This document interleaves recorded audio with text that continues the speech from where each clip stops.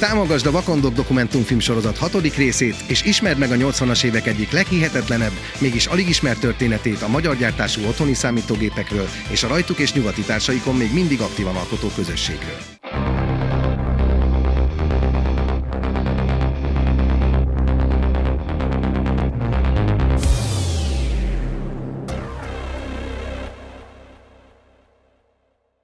Voltam a Csokonai Művelődési Házban, még gyerekkoromban, megpróbálom megsatszolni, ez körülbelül 1985 környékén lehetett. Akkor voltam egy táborba. Ez egy számítógépes tábor volt, én akkor 13 éves voltam.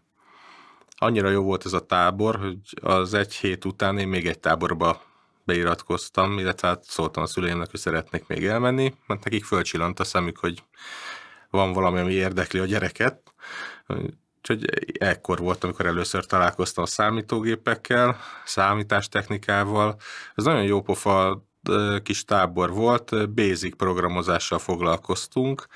Sinclair Spectrum volt, Sinclair Spectrum és Commodore 64-esek. Ez a tábor, ez ilyen nem bentlakásos tábor volt, hanem reggel mentünk, este jöttünk el, volt étkezés normálisan, mint a rendes ilyen napközis, úgymond napközis táborokban. Nem a nagy teremben volt a Csokonaiban ez a foglalkozás, hanem a kis teremben, a bejárattól, hogyha jobbra fordulunk egyből, ott volt egy kisebb terem jellegű ilyen úgymond szoba, és ott voltak bent a gépek akkor. Hát én piszok jó pozícióban vagyok, gyakorlatilag másfél sarokra lakok onnan. Az édesapám a Lajosnak, Tóth Lajosnak osztálytársa volt annak idején, úgyhogy ők ismerték is egymást, és valahogy onnan jött így az információ, hogy lesz ilyen tábor. Gyakorlatilag akkor még nem volt ez a hagyományos, úgymond klub élet. Ahogy vége volt a tábornak, egyáltalán nyárnak, akkor merült föl ez az ötlet. És akik oda jártak, azok közül pár ilyen fiatal gyerkőcöt, mint például én, meghívtak erre. A Kürti Dezsőre emlékszem, ő volt az egyik ilyen úgymond nagy öreg akkor, és összeültünk így Tóth Lajossal, Dezsővel, meg volt ott még jó pár ember, és erről beszélgettünk, hogy kéne egy ilyen klubot alapítani. És utána ez létre is jött. Az volt a lényeg, hogy ugye felmerült, hogy mik legyenek a klubba, hogy játékokkal foglalkozzunk főleg, hogy van egyáltalán létjogosultsága, ugye ez még nagyon korai időszak, hogy szerintünk lenne ismerős, akit el tudnánk hívni. Tehát ezek voltak a fő kérdések. Szerintem elég gyorsan pontot tettünk a végére, és hát óriási siker lett. De szerintem először talán a péntek volt. Az a baj, hogy ez nem most volt, tehát nem emlékszek rá tökéletesen. Először csak az egyik alkalom volt, szerintem talán a péntek, és utána lett kibővítve péntek este és szombatra. Pénteken volt inkább a klub élet, tehát akik beletartoztak a klubba, és akkor a szombaton meg aztán akár kijöhetett. Hát szerintem kezdetlegesen az legelső időszakban akik ismerősök voltak, tudtak jönni. Egy idő után ez azért úgy zárolva lett nagyjából, mert már túlnőttük az egészet. És hát aki nem fért be pénteken, jött szombaton nyilvánvalóan. Hát mi mindig jártunk pénteken, szombaton, mindig ott voltunk, amikor volt valami esemény. Péntek délután, szerintem ilyen 6 óra körül kezdtünk nagyjából. Mindenki hozta a cuccát, amilyen volt, táskába, ebbe, abba. Voltak ott monitorok, általában ezek UNOSG-ból átalakított monitorok voltak, jó pár darab, amiket egyébként utána szombaton kölcsönözni is lehetett. Aki gondolta, hozhatott saját monitort is. Kezdetekben voltunk szerintem egy 15-20 ember nagyjából emlékeim szerint, és utána, hogy bővültünk, már egyre több asztalt kellett behozni, átalakítani. Emlékszem arra is, hogy a nagy terem az gyakorlatilag egy színházterem. Ezt mindig át kellett rendezni, rendezvényről rendezvényre, tehát nem is tudom megmondani, hányszor tologattuk ott az asztalt, még előtte rámoltuk, húztuk az elosztókat, hogy mindenkinek legyen helye. Jó kis közösség volt ez szerintem. Mi vonzotta be az embereket? Ez egy érdekes kérdés. Hát szerintem az őrület. Tehát ez egy óriási újdonság volt annak idején a számítástechnika, és nem feltétlenül a játékokról beszélek, mert a játékok azok nagyjából az emberek nagy részét megfogják, hanem arról, hogy ahogy fejlődtünk, megosztottuk a tudásunkat másra, tehát piszok sok mindent lehetett tanulni. És amíg én jártam oda, folyamatosan ez volt. Szerintem ez volt az egyik fő vonzereje, meg hát olyan emberekkel találkoztunk, akik ugyan abba az irányba érdeklődnek. Megérkeztek az emberek, volt egy bejárat, ott volt egy ilyen regisztrációszerűség, ez vonatkozott péntekre és szombatra is, nyilván pénteken azért kicsit lazább volt ez az egész dolog, hogy szombaton egy idő után már öltek a helyért majdnem. Annyi ember jött, így kígyózott a sor kifele a sarokig, ami jó pár száz méterre van onnan. Nagyon-nagyon sok ember járt. De megérkeztünk, beírtuk magunkat a kis füzetbe, ilyen jelenléti ívszerűen, hogy mi ott voltunk, bementünk a terembe, voltak ilyen klikkek, tehát frankon volt klik, voltak a Commodore-osok, Commodore-ból is ugye voltak, még kezdetben voltak a C16-osok, plusz 4-esek így egy szekció, 64, 124 a másik szekció, és voltak a spektrumosok, ők meg egy külön szekciók, hát így valamelyes szeparálódtunk azért, és akkor elkezdtünk beszélgetni, összeraktuk a cuccokat, mindenki mutatta, mi az újdonság, mit szerzett, mit írt esetleg, mit haladt a dolgaival, és ment a cserebere, játék, sztorizás, mindenféle ilyen. Kezdetben a különböző szoftverek úgy jöttek, külföldiekkel leveleztünk, vagy akár magyarokkal is. Voltak olyan srácok, akik akkor már importáltak úgymond szoftvereket, és valakinek volt valami, ez megosztotta. Később lettek olyan emberek, akik kimondottan erre szakosodtak, úgymond, és ráálltak az ilyen mindenféle szoftverimportra. Egy elég nagy behozatal volt.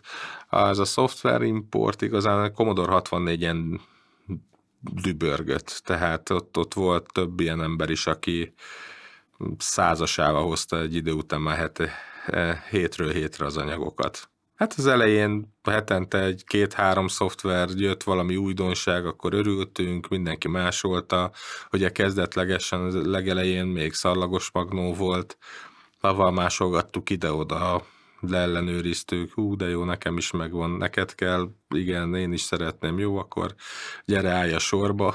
Volt olyan, hogy a dataset előtt 8 kazetta volt egymás előtt így lerakva sorba, és akkor így szépen írkáztuk fölfele. Igen, az emberek érdekesek, tehát amikor jöttek be a szoftverek, azért nem mindenki osztott meg mindent mindenkivel, és ahogy az idő így szépen telt, ez egyre inkább rendeződött, úgymond. Voltak emberek, akik úgy főelosztók voltak, és akkor így szépen így osztódott lefele a szoftver mindenkinek. Nyilván akik lent voltak, azt szerették volna, hogy ők direkt bekapják, de hát ezért ez nem így működött. Én úgy gondolom, hogy ez azért úgy nagyjából rendjén is volt, mert hogyha mindenki egyszerre kapott volna mindent meg, akkor abban óriási káosz lehetett volna. Így is voltak kaotikus dolgok. Tehát volt, hogy üvöltöztek az emberek egymásra, hogy én is akarom. Mindenki persze mindig az újat szerette volna, pláne akkoriban ugye minden újdonság nagyon-nagyon számított. Hát ez a hierarchia, ez érdekes volt, amennyire én láttam. Én úgy gondolom, hogy nem feltétlenül az alapján döntődött ez el, hogy kinek milyen érdeke, hogy fűződött. Voltak olyan emberek, akik így előrébb tartottak dolgokba, és amiatt azért jobb pozícióba kerültek. Tehát ő tudta már, hogy kell mondjuk egy assembly programot megírni, vagy volt, akinek hardware fejlesztései voltak egy idő után a gépekhez, ők akkor nyilván közelebb kerültek azokhoz az emberekhez, akik úgymond elosztók voltak. nem akarok direkt más szót használni, és azért ez így formálódott szépen. Aki sokat sírt ott, jaj, de én is szeretném, egy idő után azért csak följebb került. De érdekes volt ez. Annak idején érték volt mindenképpen az, hogyha volt valakinek új anyaga, de az is érték volt, hogyha tudása volt. Én úgy gondolom, hogy ez a kettő teljesen egyensúlyban volt. Akinek tudása is volt és anyaga is, ő meg egyből a csúcson volt. Tehát ez így működött. Én úgy gondolom, hogy nekem nem sok új cuccom volt. Én nem foglalkoztam ilyennel, hogy behozzak különböző szoftvereket. Nyilvánvalóan én is kaptam jobbról-balról, mert azért egy idő után nagyon sok ismerősöm volt, de viszont tudtam elég sok mindent a programozásról, úgyhogy én is elég jó pozícióba kerültem ezáltal. Lémerek? Igen, ez szenzációs volt. Hát voltak, ugye ez ilyen kicsit ilyen bénázó emberek. Lémerek olyan emberek voltak, akik igazán semmit nem tudtak, de nagyon szerettek volna odaférni bárhova. Tehát akár osszunk meg velük valami információt a programozással kapcsolatban, vagy akár megkapjon egy új stuffot. Hát nagyon jó sztorik voltak, nagyon jókat szórakoztunk rajtuk időnként. Hát volt, előbb kérdezte ezt az elitista dolgot, hát igen, volt benne egy ilyen. Tehát mi ott így ücsörögtünk időnként a büfébe, így néztük őket, és hát mókáztunk velük időnként. Jó játékok voltak ezek. Egy idő után ők pénteken is jöttek. Becsöpögtek azért a klubba. Akik szombaton jöttek, és sokszor jöttek, egy idő után bekerülhettek péntekre is. És hát nyilván ott is voltak úgymond lémerek. Most jó lenne azért megnézni ezeket, hogy a lémerekből mi lett, mert simán lehet, hogy ők most ilyen IT vállalatigazgatók, meg bármi a világban. Tehát nyilván ők is fejlődnek. Érdekes dolog lenne ezt így megnézni. Mi kellett hozzá, hogy bekerüljön valaki szombatról péntekre? Szerintem inkább a kapcsolatok. Kivel volt jóba. Nyilvánvalóan voltak olyan emberek, akik tudtak két jó szót szólni érdekébe, hogy hamarabb tudjon járni pénteken. Szerintem nagyon sok embernek ez volt egyébként a cél, hogy ők a péntekibe bekerüljenek. Azért az egy jó kis klub volt. Szerintem akkoriban azért mindenki tisztában volt ezzel, hogy nyugaton ez a szoftver, adok, veszek, másolok, odaadom, stb. Ez nyugaton illegális. Nálunk nem volt erre szabályozás. Tehát éppen ezért úgy szerintem mindenki figyelmen kívül hagyta. Felmerült a kérdés, hogy létezik ilyen, hogy szoftverrendőrség, sok ilyen hír jött egy időbe, úgyhogy mindenki úgy elkezdett egy kicsit úgy visszavenni, körültekintőbben dolgozni. Ez szerintem begyűrűzött ebbe a rendszerbe is, hogy egy kicsit akkor nem adok olyan sok embernek, ő nem tudom, hogy ki ő, neki nem adom oda a cuccot. Ez így működött. De most már ugye máshogy működik, de annak idején nem is igazán lehetett beszerezni szoftvereket. Tehát nem volt egy bolt, ahol bemegyek, mint most 1000 bolt van, bármilyen játékot megvehetek, vagy ahogy az internetet kinyitom, ránézek, minden megvehető, letölthető, akkoriban ez nem így működött. A gépeket beszerezni az egy jó móka volt. Nekem az első gépem az egy Commodore Plus 4-es volt, azt még a kerületbe valahonnan vettük, akik becsempészték az országba. Még az összegre is emlékszek, 40 000 forintba került. Ez óriási összeg volt. Akkor a család az kölcsönt vett föl gyakorlatilag a gép miatt. Későbbiekben hát a források elég gyérek voltak itthon. Általában ez innen-onnan behoztam, de nem hirdettem meg. Kézközön, ismerősökön keresztül működött úgymond az import, illetve hát Bécsbe lehetett járni. Ez már az Amigás korszak volt. Hát 5-6-szor voltunk Bécsbe. Mindenkinek kellett gép, mert úgy csempésztük be gyakorlatilag mi is annak idején ezeket szőnyeg alá rejtve, rátaposva, fekete zacskó, de hát kint akik árulták a gépeket, pontosan tudták, hogy ez hogy működik, olyan fekete zacskóba adták, ami nem csillogott, ha nem kellett doboz, ilyesmi, mindent kidobáltunk ott, és csak a gépet hoztuk. Szerintem ez abszolút így működött, de nem csak a számítógépekkel, más dolgokkal is nyilvánvalóan. Nem volt igazán necces helyzet nekünk. Mi valószínűleg szerencsések voltunk ebbe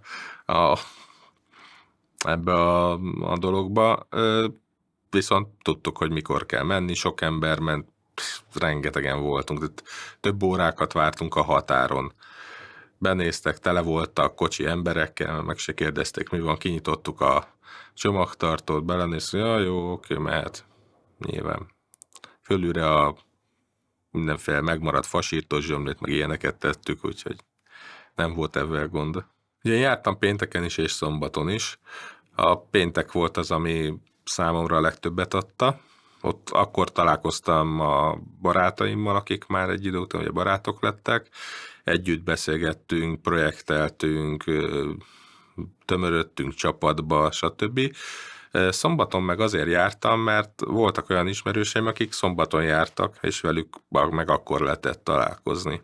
Abszolút a társaság miatt. Nekem nem is volt a lételem ez a minden cseréljünk. Egy idő után ez úgy működött, hogy volt édesapám, ő is járt, ő szombaton járt, és ez a csereberét meg ilyeneket én így átpasszoltam neki.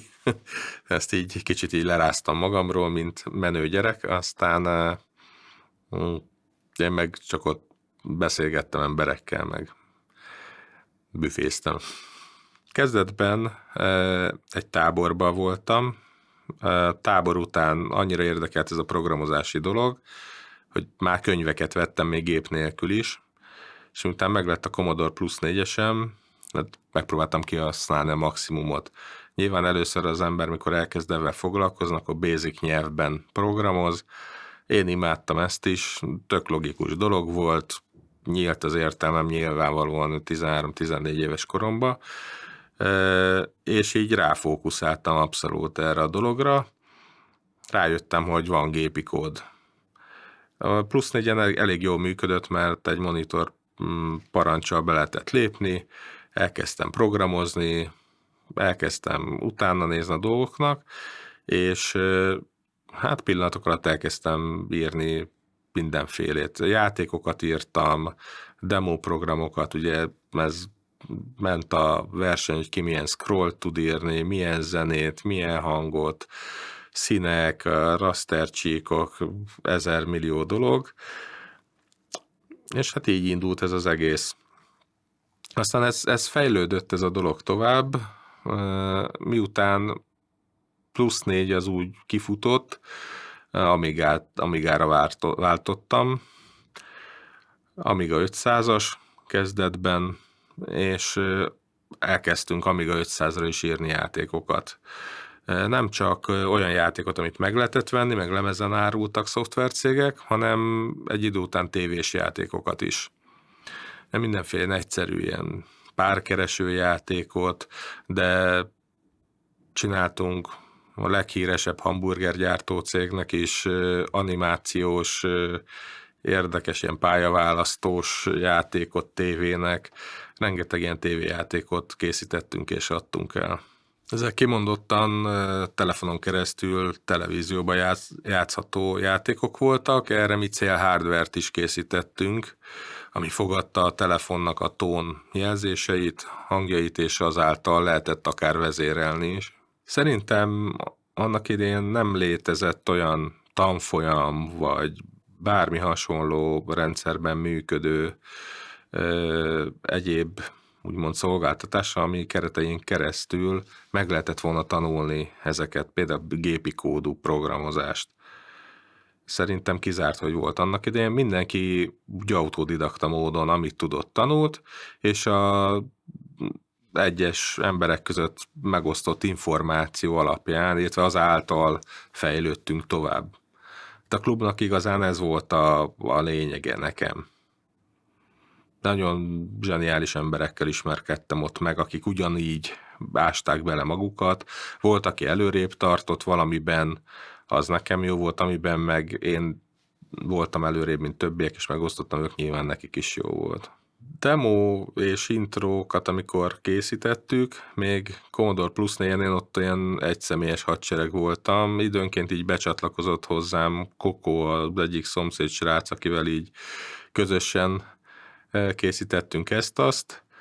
Tehát például nem volt nálunk az, mint a Győrbe az Alka Ernőjéknél a nagy csapat, még Plus 4-en, vagy mint a Mouthbusters, vagy még vannak egy páran,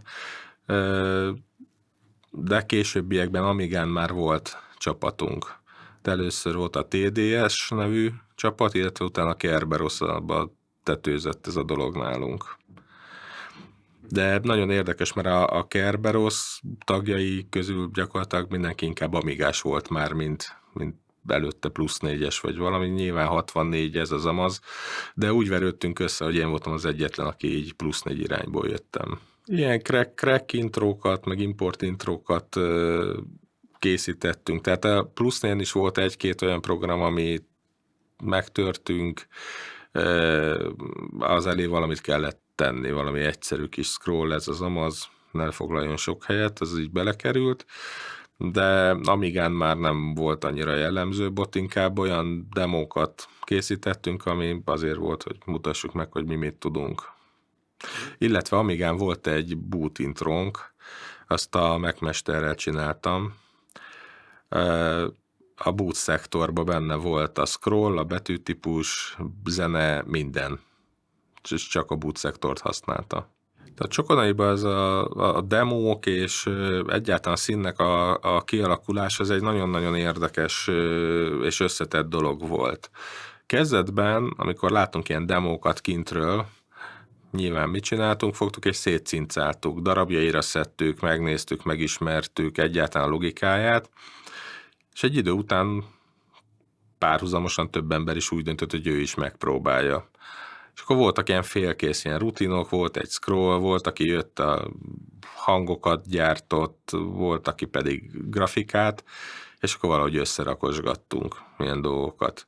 Nem is feltétlenül az volt a lényeg, hogy mindenki részt vett benne, és úgy raktuk össze, hanem van, hogy csak egy-egy ilyen rutint odaadtunk valakinek, tessék, itt van, használd, aztán mindig legfeljebb odaírod, hogy köszi. Úgyhogy így indultak el a dolgok, 85-86 tájékán lehetett, és hát így elkezdett az egész fejlődni. Azon gondolkodtam, hogy mikor van talán az első olyan élményem, amikor már a vidékiekkel is úgy találkoztunk. Csokonaiba is volt, hogy lejött egy-egy ilyen vidéki, úgymond már menőbb társaság, de ez nagyon ritka volt, de voltak ezek a mikrovilág karácsonyok az egyetemen, műszaki egyetemen, ott az aulába. Ott mindig összefutottunk csapatostul. Aztán ugye ez elindult, így lettek ugye csapatok, akkor mindenhol elkezdtek copypartikat rendezni, hívták meg az embereket, ugye ez már jó pár éve eltelt szerintem így ez a kezdetektől, és akkor ez már elkezdett elég komolyan pörögni. A színnek a kapcsolati hálója szerintem nagyon érdekesen alakult ki. Kezdetekben ezek az intrók voltak, amik abszolút meghatározó információt hordoztak. Akkor volt egyes embereknek még telefonja, nyilvánvalóan, vagy már telefonja, úgyhogy voltak, akik telefonkapcsolatba is álltak, de az emberek többségének nem volt, úgyhogy ilyen levelezés folyt. És akkor, ha volt valami ilyen megmozdulás, akkor levelet kaptunk. Illetve hát nyilván az intrókba, demókba beleírkálták, hogy mikor tervezik, hogy akkor az emez meg amaz legyen. Az intrók és a demók gyakorlatilag hírvívők voltak, információt szolgáltattak, abszolút jól működött szerintem ez a csatorna.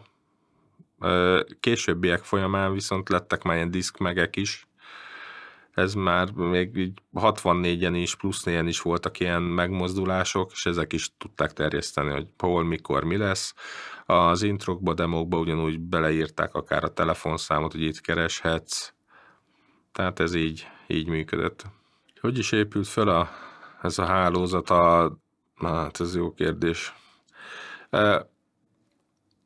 Én arra emlékszem, hogy kaptam leveleket, lemezeket innen, onnan. És nyilvánvalóan akkor én is válaszoltam ezekre. Szerintem a hálózat abszolút ezen a mesdjén épült föl. Tehát akkor se intranet, se internet, semmilyen nem volt. Így tudtuk tartani a kapcsolatot levelezéssel. Nyilvánvalóan bele se lehet gondolni mai technikai fejlettségnél, hogy ez hogy működhetett.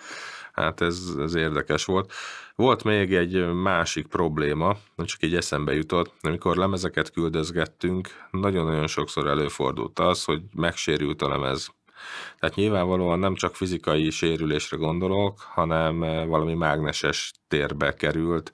Tehát annak idején trollin is úgy hurcibáltuk a lemezeket, hogy alufóliába tekertük a dobozt. Ugyanígy ezt megtettük akkor is, hogyha küldözgettünk ide-oda különböző anyagokat. Úgyhogy ez is egy ilyen érdekesség, mai nap már nem sok ember foglalkozik ezzel. Voltak ismerősök, akik szwappeléssel foglalkoztak. Ők ugyanígy akár a csokonaiban építették a kapcsolatokat, vagy levelezéssel. Egy idő után rengeteg cím volt, ember, aki érdeklődött ez iránt, az iránt. Sokszor emlékszek olyanra, hogy megjelent egy nagy ilyen úgymond terjesztő ember, elosztó a csokonaiba, és ilyen 30-50 ember rohanta meg, hogy hű, hol a cucc, és ő meg így szórta a lemezeket ide-oda, hogy jó, akkor tessék, te kapod ezt a 10 lemezt, te azt a 20-at, és akkor cseréljük, és érdekes történet volt. Mindig, amikor valaki hoz valami jó cuccot, jó anyagot, akkor felbojdult, mint egy mékas az egész. De hát a későbbiekben meg már miután ez a hálózat így kialakult, nem az volt, hogy egy input volt, és akkor az szóródott szét, hanem párhuzamosan akár 10 ember is meghozta ugyanazt az anyagot, úgyhogy akkor már úgymond olajozottabban működött ez az egész történet. A Novotrade és az Impossible Mission 2, hát ez ismerős ez a szituáció. Voltak ilyenek. Hát én így szerintem akkor kerültem kapcsolatban Novotrade-del egy másik játékkal kapcsolatban, mert igen, ők keresgéltek, hogy ez honnan lehet, meg kinél lehet, meg én nem emlékszem a végkifejletre, nem hiszem, hogy nekik olyan óriási nagy megoldást hozott volna az a történet, mert azért ez egy elég zárt közösség volt, még így is, hogy nyitott volt szombaton. Úgyhogy akkor meg még a becsülettel úgymond működtek a dolgok, tehát nem árult el senki, hogy ez honnan van. Az, hogy ez honnan jöhetett, fogalmam nincs egyébként. De persze próbálkoztak ők bejönni így úgy amúgy, de szerintem semmire nem mentek. De a kapcsolatom Novotrade-del az innen van. Akkor nyilván engem is megkérdezték, mit csinálunk. Mondtuk, hogy demókat, játékokat is kezdünk fejleszteni, és akkor ez nekik érdekes volt. Olyanra nem emlékszem, hogy Novotrade-hez hasonló ilyen botrány lett volna, olyanra viszont emlékszek, hogy bejöttek cégektől, és embereket kerestek munkára. Tehát nekem volt több ilyen munkám is megkeresésből, hogy bejöttek egy nagyobb cégtől, és mondták, hogy ők kitalálták, hogy szeretnének fejleszteni egy ilyen, mit tudom én, mondjuk egy képújságot, és ebbe az irányba tudunk-e segíteni.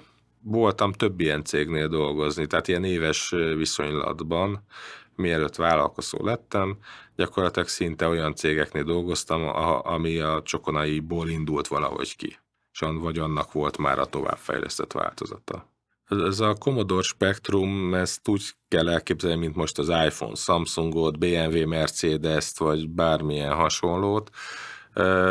Elismertük valahol a másikat, de azért mégis cikiztük őket. Tehát én Commodore-os voltam, a spektrumosok lémerek voltak nyilván, de hát persze, hogy nem, mert ott is volt olyan valaki, aki nagyon vágta a történetet, de így mindig hetszelkedtünk egymással. Szerintem jó pofa volt ez. Pro és kontra. Ezek a mikro karácsonyok Én azt mondanám, hogy valóban egy kicsit karácsonyiak voltak. Ez a pozitív értelemben, tehát akkor volt az az alkalom, amikor azokkal a barátokkal tudtunk találkozni, akikkel általában nem, mert akkor találkoztunk, amikor eljöttek a csokiba, vagy épp én mondjuk Tatabányán jártam, vagy Baján, vagy Mohácson, vagy bármerre, de ez a mikrovilág karácsony, ez egy ilyen jó kis csillagpont volt, oda mindenki eljött, aki számított. Ezeken a mikrovilág karácsonyokon nagyjából ugyanez volt, mint a Csokonaiba, de nem a másolásra helyeződött nálunk legalábbis a hangsúly. Tehát ott tényleg inkább a beszélgetések, a fejlesztéseket mutattuk, mi milyen irányba, mit találtunk ki. Volt egy jó scroll téma, vagy bármilyen rasteres megoldás, akkor azt kezdtük kivesézni.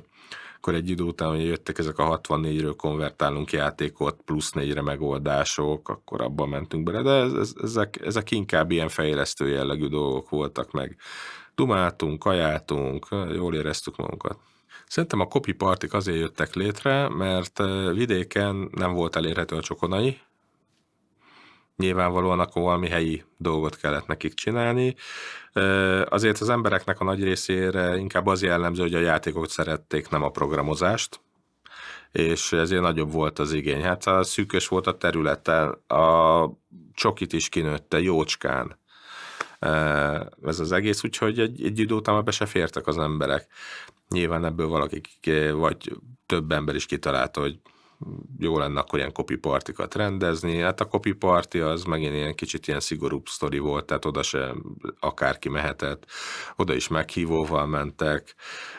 Volt olyan, hogy csokiba ott letelt az idő, és akkor azt mondta valaki, hogy jó, akkor gyertek, 10-en el tudtok hozzám jönni, ezt ott folytatjuk. Tehát így éjszakában menőleg mentek ilyen másolások, beszélgetések máshol is. Szerintem ez volt így a kialakítója itt Magyarországon. Nyilván akkor már külföldön már elég komoly copy partik voltak, ott azért máshogy működött ez a dolog. Copy party, demo party kérdés, ez érdekes. Szerintem párhuzamosan elkezdett azért ez jönni. Ahol komolyabb copy partit rendeztek, ott voltak különböző demo versenyek is. Volt, hogy boot intro versenyt írtak ki, volt, hogy nagy demót különböző gépekre, akkor már tudtak úgymond kisebb szponzor jutalmakat behúzni. Volt, ahol pizzavő verseny volt, vagy palacsintevő verseny. Jó pofa partikat próbáltak rendezni, ez úgy sikerült is nagyon sokszor. Volt egy kecskeméti parti, ahol bemutatták a Carpe Diemnek az álomhajóját. Az volt az ős bemutató, arra emlékszem. A mi csapatunkban volt a Hemoglobin, ő az Erős Attila, aki énekelte ezt, illetve szerezte szerintem az egész zenét, és azért voltak ilyen érdekességek is. Gyakorlatilag az egy ilyen Amiga zene az egész, és ezt szerintem senki nem tudja igazán ott rajtunk kívül, akik ott voltunk, és megnéztük ezt úgymond nulladikként.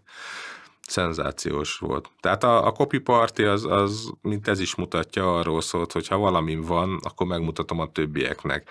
És egy idő után már lettek zenészek, akik zenéket szereztek, megmutatták az új zenéket, mint például, hát Attilának ez egy ilyen kirívó esete, de mint érdekesség szerintem, nem tudom, volt erről szó, de ez úgy megmaradt bennem. Ezt a zenét már ezzel a célzattal írta szerintem, hogy ebből sláger legyen. Akkor már jó úton haladtak, már megvolt az egész, és akkor onnan mentek tovább. Ami nagyon érdekes, én akkor találkoztam vele, ez rettentő régen volt, és most a Szigeten találkoztam vele, véletlenül egy ilyen sarkon összefutottunk, és beszélgettünk pár szót. Hát kicsi a világ, nagyon-nagyon érdekes. Abból az érából azért jó pár ember lett zenész, nagyon sokan lettek sikeresek számítógépes irányba is, tehát nekünk a Kerberos, ami volt, onnan a srácok nagy része az kint van külföldön, valaki a Szegának volt a vezető grafikusa.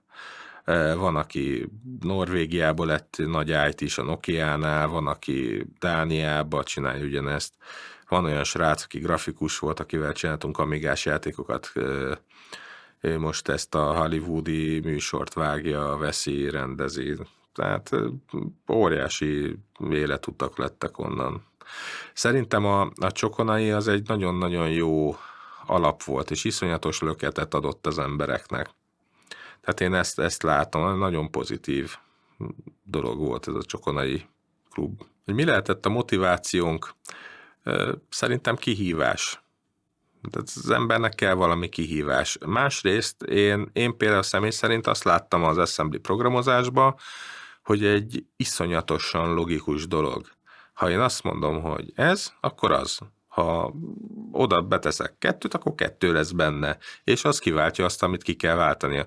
Tehát egy teljesen logikus dolog volt.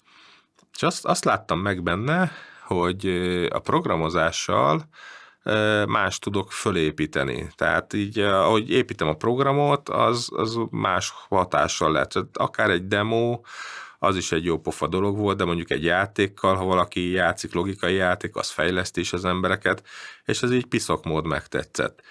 Az egy gépet jó programozni, szerintem az egy piszok jó dolog. Kicsit el is vagyok szomorodva, mert a mai világban ugye nem arról szól már a programozás, amiről szólt, most ez már borzasztó, ami van. Annak idején programoztunk, kicsi volt a program, gyors volt a program, ez volt a lényege. Most már baromi nagy a program, nem az a lényeg, hogy gyorsan fusson, sok szolgáltatás legyen, és a szolgáltatás fejében föláldoznak egy csomó mindent. Tehát nyilván ezért szeretik sokan a Linuxot, de hát Linuxon meg egy csomó minden nem fut. Tehát egy kicsit ilyen zsákba macska. Ezt én hasonlítanám a Commodore-nak a helyzetével annak idején, hogy gyakorlatilag a Commodore-nak, mondjuk egy Amigának az operációs rendszere, az a Windows 7 szintű operációs rendszer volt, kicsit más gúnyába. Tehát hány évnek kellett eltelni, hogy valami olyasmi legyen, és most a Windows 8.10-ről ne is beszéljek, mert ez szánalom, de egész egyszerűen olyat alkottak annak idején operációs rendszer szinten, ami úgy értek utol, hogy az operációs rendszer milliószor lett nagyobb, és sokkal nagyobb vas kell hozzá, hogy elfusson rajta. CCCP-s romanszos parti, szerintem voltam rajta. Hát ez nagyon homályos emlékeim vannak, de ez rémlik nekem, hogy fönt volt külön egy szekció, ott mentek a demók, nagy hacacáré volt, tehát ez nagyot szólt annak idején. Tehát egy ilyen normál copy partyhoz képest nem tudom hány ezer ember volt. Sokkal többen voltunk, tehát tényleg ott tömbbe volt a terem. Más volt a hangulat. Jó volt. Egyébként jó ilyen társaságokhoz tartozni alapesetben, és ez is azt mutatta nekünk, hogy azért jó irányba haladunk mi is. Az, hogy akkoriban egy külföldi emberrel találkoz így, aki ugyanabba az irányba gondolkodik, mondjuk ugyanazt pont ugyanúgy néz ki, mint te, semmivel nem jobb igazán, csak kicsit jobb az imidzse a kinti dolgoknak. Tehát óriási dolgok voltak. De később egyébként volt már Bécsben is volt Amiga messze. Nem tudom, hogy az ismerőse.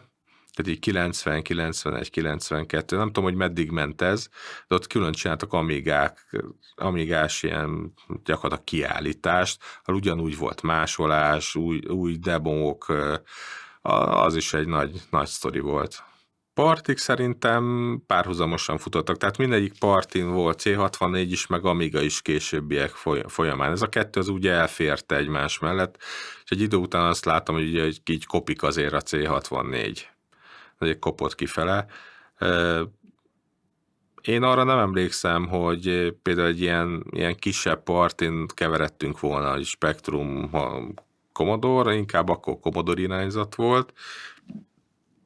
Hát nagyobb partikon ott azért volt ez is, az is. De a Kerberos az ugyanígy a csokiba jött létre. Ott így ücsörögtünk valahogy. Igazán, hogy mi volt a kiváltó oka, fogalmam sincs. De volt az Edison, akivel én már akkor többször is beszélgettem, jöttek a többiek. Így valahogy mindenki hozott egy plusz embert, és akkor így alakult ki ez a Kerberos dolog.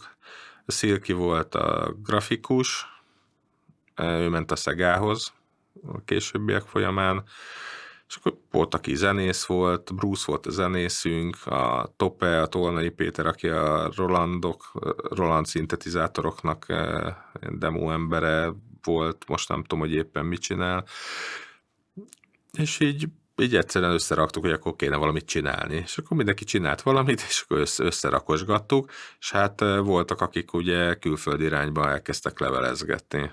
Szilki levelezett főleg, ha jól tudom, meg volt egy ilyen háttérország is ott a Kerberosnak, akikkel én annyira nem tartottam a kapcsolatot, de voltunk egy jó páran. És ki mit csinált, ő csinál zenét, én akkor egy scrollt, stb. Megcsináltuk, összeraktuk egybe, azt küldtük kifele. Ezt meglátjuk, hogy mi lesz, és akkor ez így beindult ez a dolog, és akkor ment a levelezés, örültünk, ha valaki válaszolt, és pozitív válaszok jöttek. Azért elég komoly helyekről jöttek pozitív visszajelzések. Abszolút parti független volt ez a dolog. De az volt a lényeg, hogy mi megmutassuk, hogy mi most ezt tudjuk. És ha láttunk valahol valami effektet, akkor ugye elkezdtünk rajta gondolkodni, hogy ezt hogy a túróba csinálták, és ha kitaláltuk, akkor elkezdtük megkódolni, és úgy, hogy jobb legyen, más legyen, ne ugyanolyan jó az ötlet, de mi sokkal jobban tudunk belőle kihozni. És akkor ezek mentek.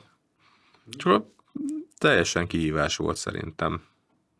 És inspiráltak. Piszokmód inspirált engem az, hogyha valaki írt egy tök jó zenét, hogy valaki rajzolt egy tök jó grafikát, hogy a pixel grafika volt. De hát most ezt ne úgy képzelje el senki, aki esetleg nézi ezt a filmet, hogy nyomtam 3 gombot, és hopp, egy színátmenet, klik-klak, mint Photoshopon mostanában, hanem ott képpontonként rajzolták szépen 8-16 színből azt a sárkányt mondjuk. Tehát azért az elég kemény munka volt. Hát mi főleg demókat írtunk, Crack Intro-t, Kerberosban nem igazán, tehát nem importáltunk mi szoftvereket.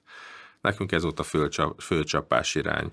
Szóval mindenki elkezdett játékokat írni, voltak ilyen szerzőpárosok úgymond, akik összeálltak 2 kóder, és akkor valami grafikust vagy zenészt hozzá szedtünk a csapatba, párhuzamosan több ilyen projekt is futott. A cél az minden esetben az volt, hogy keressünk kiadót. Tehát mi saját terjesztésben biztos nem tudtuk volna megoldani. Hát ebből több olyan volt, ami így dugájába dőlt, tehát megírtuk, semmi igazán nem volt rá. Tehát már akkor is azért egy verseny volt. Tehát valamit kitaláltunk, elkezdtük megírni, nyilván nem ebben foglalkoztunk éjjel-nappal, tehát mindenki tanult akkoriban, és hát ami időnk volt, azért ráfordítottuk. Volt olyan, amit megírtunk, és akkor már előttünk kijöttek mással, mert ugye nem csak itt Magyarországon írtak programok, hanem kint is. De voltak ilyen programok is, aztán volt, ami megműködött természetesen, amit sikerült. Én úgy gondolom, hogy aki a színbe benne volt, ebbe élte az életét nagyjából. Tehát én is, ami időm csak fölszabadult, ültem a gép előtt és programoztam, vagy rohantam a csokiba, hazarohantam, szerencsére ugye nekem ez elég közel volt. Most is ott lakok ugyanott, tehát ott van a szomszédomban a csoki. Minden lehető percet ebben töltöttem, fejlesztéssel. Voltak nyilván kötelező családi programok akkor is, amíg nem tudtam kivonni magamat az alól, nem is szerettem volna igazán. De például amikor születésnap volt nálunk, akkor is voltak többen, akiket meghívtam, akik a Csokonaiba voltak. Tehát akkor így együtt szülinapoztunk, mi volt? Hát kódolás volt. Sose felejtem el a Kosír Attillát, amikor eljött a szülinapra, és valami mondta, hogy kapcsoljuk be a gépet, bekapcsolt, és odaült, és nem tudom, vele volt-e már interjú, hát egy ilyen eléggé érdekes srác, annak idején is az volt, a neve az teljesen, beceneve az teljesen rá volt, És odaült, és csak ezt lehetett látni, hogy így, és ír, és közben beszélget, és ír, és beszélget, és így járt a kezed, és így mentek be a sorok, így monitorba írta be a programot, és elindította, és ment a scroll boldog születésnapot. Hát szenzációs. Tehát azért nagyon tehetséges emberekkel hozott össze a sors akkoriba, és most is az ismerőseimnek a Facebookon a javarésze olyan ember, aki még abból a korszakból, vagy annak áttételekor keletkezett valahogy. Aki kívülről látta, ő biztos azt gondolta, hogy mi teljesen el vagyunk szigetelve. Tehát csak ebbe a számítógép világban élünk, ami bizonyos szempontból igaz volt, de a kapcsolati hálónk az viszont elég terjedelmes lett ezáltal. Tehát ugyanúgy voltak barátaink, máshogy. Tehát én nem focizni jártam ki a térre, hanem ültem a gép előtt, és csináltam a dolgomat, majd mentem a Csokonaiba, és ott találkoztam a barátaimmal. Ha ezt most megnézzük mai napra levetítve, akkor az emberek valami hasonló módon élnek a virtuális valóságban a telefonnal. Tehát szerintem ennek inkább van problémája, ezzel inkább van probléma most, mint annak idején. Nyilván akkor is azért ez egy extrém dolog lehetett kívülállónak ezt szemlélni, hogy a gyereke ott ül 14-20-24 órát a gép előtt, és ugye ez nem volt ritka. Nálunk szerencsére azért otthon megértőek voltak a szüleim, néha azért ott is elgurult a gyógyszer, apám azért rám szólt 2-3-szor, de én csak kiröhögtem, ezért, hát akkor már kamaszok voltunk, tehát már annyira nem volt nyilván egyszerű velünk, de szerencsére őt is elkapta ez a gépszíj, úgyhogy utána meg már minden rendben volt. Ő nagyon sokat játszott, neki ez volt a területe. Később belefolyt ő is már 64-be, 128 amigas. Úgyhogy így sikerült el csitítani a kedélyeket később.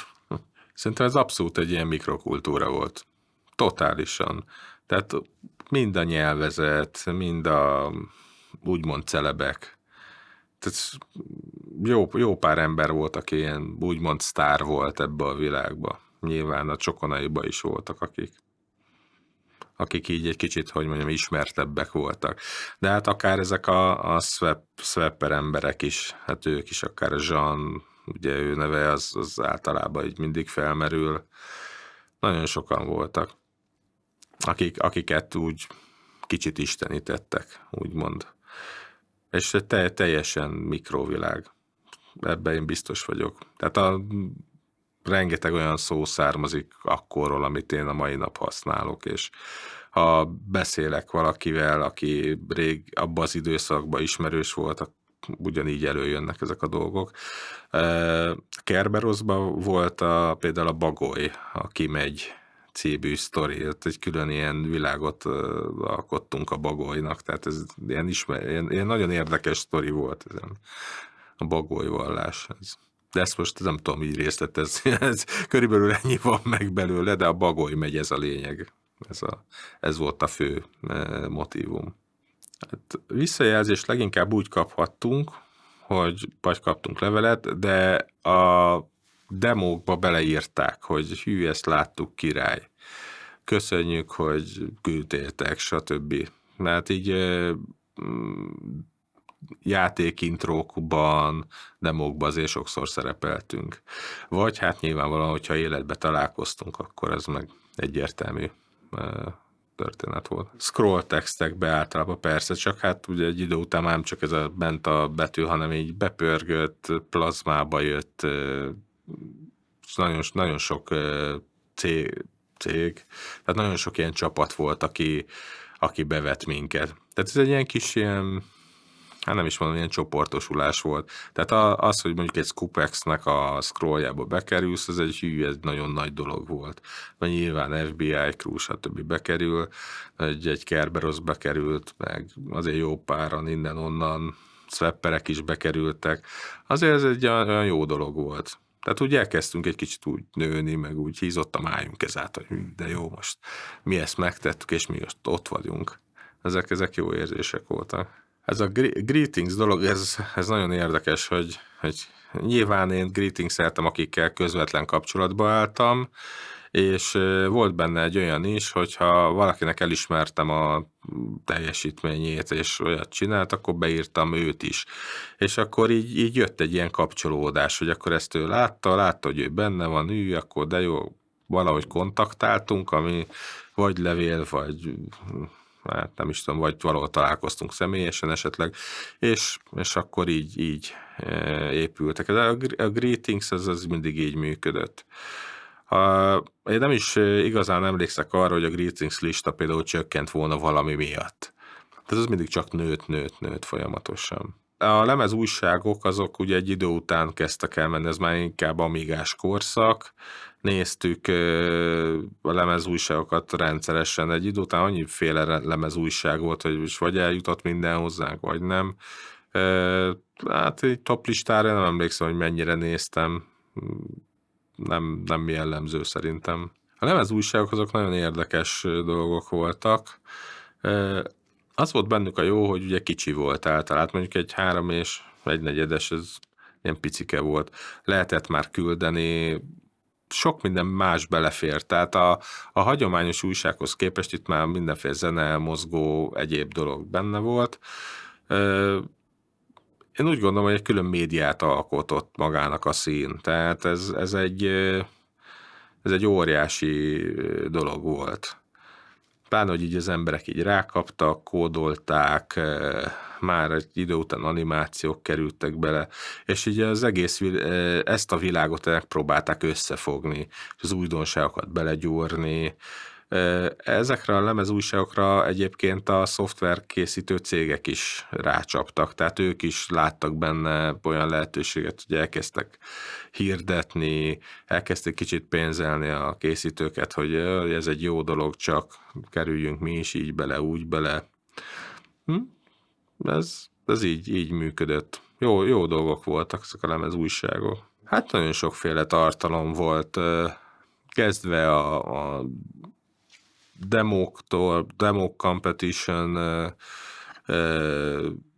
helyezések, voltak különböző játékleírások, megjelenő játékok, beharangozók, és hát egy csomó esemény, ami esetleg lesz, vagy volt, arról összefoglalók, copypartik, és ami elérhető információ volt, nagyon sok minden belekerült, akár telefonok, telefonszámok, kontaktok. A BBS-ek azok egy idő után kialakultak. Én nem toltam, voltak emberek, akik ebben sokat foglalkoztak. Nekem van olyan ismerősöm, a mai napig Amigával csinál ilyeneket. Döbbenet. BBS-en tolták az anyagokat jobbra-balra. Egy idő után ez jó volt, csak marha lassú volt. Tehát egy anyagot le akartunk szedni, elindítottuk, azt majd 2 nap múlva lejött, tehát iszonyú lassú volt. A magyar szín az szerintem nem volt centralizált. Tehát nagyon sok olyan csapat volt, aki vidéken tevékenykedett, és jók voltak. Hogy szerintem az működtette abszolút, hogy tényleg megmutassuk, hogy mit tudunk. És ez is egy nagy kihívás volt. Tehát valaki csinált valamit, akkor azért csinálta, hogy megmutassa a többieknek, hogy na, akkor ezt szerintetek hogy kell. Volt benne ilyen is. De egyébként nagyon érdekes volt az, hogyha találkoztunk, és láttunk egy megoldást, na, ezt hogy csináltam, kérdezte valaki, elkezdtük elmondani a megoldást, és ha valahol megakadtunk, akkor egy kicsit segített. Tehát azért így lehetett fejlődni. Nem voltunk irigyek. Tehát bárki jött, egy idő után mindenkinek segítettünk, még a lémereknek is. Volt sokszor, igen. Nem csak hülyéskedtünk, de segítettünk. Tehát én láttam több olyan embert, aki így elkezdte onnan fölépíteni. Tehát nyilván valamikor el kell kezdeni, mi is valahol elkezdtük, úgyhogy szerintem ez a természetes, hogy így segítettünk, és ők is elkezdtek ezáltal épülni. Hát szerintem, ha nem lett volna a swappelés, meg a szín, akkor biztos, hogy sokkal kevesebb számítógép lett volna. Tehát annyira hiány gazdálkodás volt úgymond ebből a szempontból Magyarországon, nem lehetett hozzáférni dolgokhoz. Volt a Novotrade, ahol aranyáron lehetett szoftvereket kapni, azt a 5 darabot, 8 darabot, 10-et később. Tehát nem volt piac. Itt a piac lett volna, nem volt áru. Úgyhogy én úgy gondolom, hogy a szín az nagy mértékben a szwappeléssel együtt hozzájárult ahhoz, hogy a számítógépek ilyen szinten elterjedjenek. Az emberek szerettek játszani, akkor több idejük is volt rá nagyjából, és úgy gondolták, hogy ha van rá játék, akkor elkezdik használni. Tehát szerintem az emberek nagy része játék célzattal vette a számítógépeket. Akik működtették ezt az egészet, szerintem 20 alatt voltak. Azért ők voltak, akik erre képesek voltak, mert olyan tudást szedtek össze ebbe a korszakba, így autodidakta módon, meg egymástól, amit ezzel a sebességgel, tempóval, logikai megértéssel az idősebbek nem tudtak felszedni. Tehát ez tényleg egy különleges időszak volt. Tehát én ilyen 16-17 évesen sokkal többet tudtam a számítástechnikáról, mint a tanáraim. Én gimnáziumban tanítottam a tanárokat, a számítástechnikai tanárokat. Nem is mentem számítástechnikai szakra éppen ezért, mert felesleges volt. Ott csak zsibbat volna az agyam. Majd nem sikerült érettségiznem belőle, mert mivel nem tanultam, nem érettségizhettem, úgyhogy ez egy kicsit ilyen rókafogta csuka sztori volt.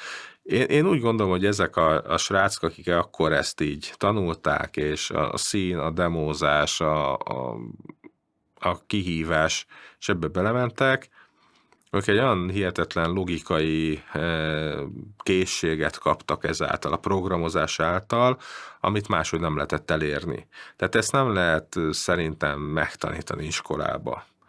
Én tanítok egyébként most már egy nagyjából 20 éve fotózást, Photoshopot, stb. És én úgy gondolom, hogy azt, amit mi akkor kaptunk, az nem tanítható. Tehát arra kellett az is, hogy mi akarjuk ezt a nagy újdonságot, amit szerintem valahogy ösztönből éreztünk, hogy ez hova vihet minket. Az idősebbek nehezebben vették a fordulatszámot azért, akár a 30 évesek is, ami furi, mert én már rég elmúltam 30, de akkoriban mi iszonyat gyorsan pörögtünk ebbe a dologba. Nekik esélyük nem volt ezt követni. Voltak barátaink, akik 20 éves programozók voltak, zeneszerzők, stb., de ilyen fölötte sokkal pár ember. Szerintem a szín annak idején egy tényleg olyan képzést adott, nem megfogalmazva konkrétan az embereknek, ami más módon nem lett volna elérhető. Iszonyú komoly alap lett ezáltal. Tehát tényleg a sok vállalatvezető, informatikai vállalkozó van az ismeretségi körben, akik onnan indultak, és meghatározó szereplők lettek. Akár a számítógépek elterjedésébe, tehát több olyan cég innen indult, ebből a csokonaiból ide járt az ember, akik hardvereket árultak annak idején. Most nem akarok megnevezni, de rengeteg van. Van most olyan szereplő a piacon, aki óriási a játékok terjesztésében, eladás szinten. Tehát ők játékokat adnak el. A mai napig rengeteg boltjuk van országszerte, és állami szinten ezt nem lehetett volna megoldani. Tehát én annak idején jártam olyan helyen, ahol állami szinten próbáltak valamit csinálni, voltak rendezvények, és egyszerűen egy idő után nem tudták megoldani azt, hogy ez érdekes legyen a résztvevők számára, hanem segítséget kértek. Mert látták, hogy itt van valami, amiről nekük fogalmuk nincsen. És az a szerencs, hogy nyitottak voltak annak idején erre. Valahol Magyarország mindig így járt, hogy ezért nyitott volt így az újdonságok irányába. külföldön is szerintem rengeteg ilyen példa van, akik ebből indultak el a színből annak idején, és fejlődtek valamilyen irányba a számítástechnikában, ami nagyon jeles dolog pillanatilag. Gyakorlatilag az történt, hogy 10 éves srácok sokkal komolyabb dolgot hoztak létre, mint amire az állam képes lett volna. Ez szerintem annak betudható, hogy éppen jókor voltunk jó helyen, és nyitottak voltunk erre a dologra. Majd elkapott minket a gépszi, és mint Foxy a lábtörlőt elkaptuk, és toltuk, és ez volt a mindenünk. Állami szinten ez nem nagyon működött. Én elmentem főiskolára gimnázium után. A második fél évben DBase programozás volt a feladat, ezt azért mesélem, mert nem biztos, hogy benne lesz a filmben, csak hogy legyen meg az info. Második fél évben volt egy vizsgám, egy adatbázis rendezést kellett megírni, létrehozni DBase-be, volt rá 2 óra, én megcsináltam 20 perc alatt, leadtam, azt hitték, hogy föladtam az egészet, mondtam, hogy kész van, mondta a tanár, akkor ő ezt most megnézi, mert ő ezt nem hiszi el, megnézte, a végén azt mondta nekem, hogy amit írtam, az zseniális, mert nagyon gyors, és sokkal rövidebb, mint amit ő írt volna, tehát gyakorlatilag megfelel annak, ami a feladat volt, viszont nem úgy csináltam meg, mint ahogy ő mondta, tehát ezért bukó 1-es. Úgyhogy ez volt az a pillanat, amikor lementem az irodába, és azt mondtam, hogy itt hagytam abba a főiskolát. Ezt azért mondtam el, ezt a példát, mert ez mutatja, hogy mi volt a különbség. Ez mutatja, óriási különbség volt. Tehát azt, hogy a tanárokat mi tanítottuk, hogy az öregeket mi tanítottuk, akik jöttek és semmit nem tudtak, ez természetes volt. Nekünk sokkal jobban összeállt ez a kép. És hát nem is tudom. Azért valahogy engedtek minket, nyilván, mert mi léteztünk, működtünk, nem jött oda a rendőrség minden pénteken, szombaton és gyalázott le minket, tehát azért engedtek minket, de azért szerintem figyeltek is. Tehát azért ez a figyelés mindenhol benne volt. De dolgoztam én olyan helyen, ahonnan figyeltek minket, úgyhogy tudom, hogy ez hogy működött. A lényeg az, hogy a szín nélkül, de ezt ne csak Magyarországra értsük, hanem az egész világra, hát baromira nem itt tartana a világ, mint ahol tart. És ez mindenre vonatkozik. Tehát ugye mindenre hatással van, de ez meg egy akkora lépcsőugrás volt, tehát olyan, mint hogyha egyszerre felugrottunk volna egy emeletet egy lépéssel, vagy akár többet. Óriási hatással volt az itteni számítástechnikára. Ez, hogy figyelték-e a színt, valószínű. Én mondjuk azt biztos inkább. Nekem több olyan barátom volt abban az időszakban, aki így BMS volt, úgy BMS. Nagyon sok BMS járt le a Csokonaiba. Volt, aki rendőr volt, nagyon magas beosztásban, volt, aki a titkosszolgálatnál dolgozott. Tehát azért ezek úgy kijöttek, egy idő után kiderültek ezek a dolgok. Nekem volt olyan megkeresésem annak idején, abból az irányból létrehoztak céget, és oda hívtak engem dolgozni. Tehát pontosan tudták, hogy kik járnak oda, névre, címre, mindent. Amikor engem kerestek, név szerint engem kerestek ebbe a dologba, vagy a másik embert, hogyha arra volt szükségük. Tehát biztos, hogy volt megfigyelés, lazult azért tuti a korábbiakhoz képest. Én ugye sokkal korábban nem éltem, meg nem tapasztaltam. Én akkor se tapasztaltam ebből semmi olyat, hogy ott állt velem valaki szembe, azt nézett távcsővel, vagy valami, ez kiderült volna. Mivel telefonunk se volt, lehallgatni se lehetett minket, de tuti, hogy volt megfigyelés akkor ebből. Tehát ez szerintem ilyen multicélú dolog volt. Nyilvánvalóan akkor a régi rendszerben mindentől tartotta. Most is tartanak mindentől, mindenkit megfigyelnek ugyanúgy. De volt annyi eszük, hogy nem ledózerolnak valamit, hanem megfigyelik, és ha ez valamire használható, akkor használják. Hát szerintem használták, kicsipegettek onnan embereket. Nekem van több olyan régi ismerősöm, aki ilyen helyeken dolgozik a mai napig. Levélfelbontás, az szerintem az mindennapos volt. Tehát én is, amit kaptam, az is föl volt bontva, visszaragasztva, lehet látni, hogy valamit néz, de mindegy, persze. Ez úgy természetes volt. Szerintem minden levelet megnéztek. Tehát ilyen levéltitok akkor nem nagyon létezett.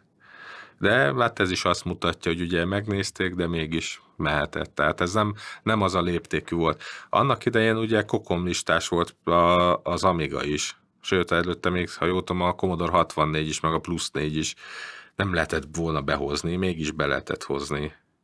És mégis lehetett azért működni vele. De honnan volt? Hát kaptuk a nagybácsitól, Joe bácsi, lakik kinn Amerika.